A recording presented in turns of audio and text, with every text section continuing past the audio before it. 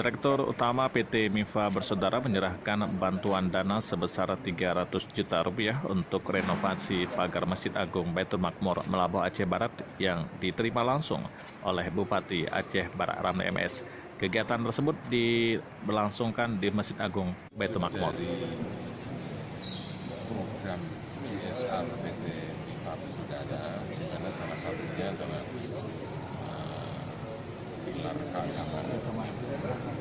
Nah, MIFA dengan sadar beroperasi di wilayah Aceh Barat khususnya dan secara umum di wilayah Aceh itu harus menjunjung tinggi ukhuwah Islamiyah. Nah, itu sudah menjadi komitmen perusahaan yang menjadi perwujudannya di pilar CSR tadi. Nah, ini hanya menjadi salah satu perwujudan itu. Tentu kegiatan-kegiatan keagamaan lain terus kita lakukan.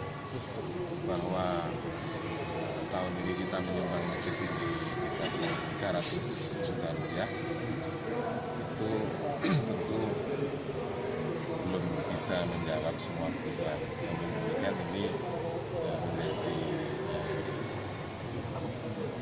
wujud nyata komitmen dari perusahaan.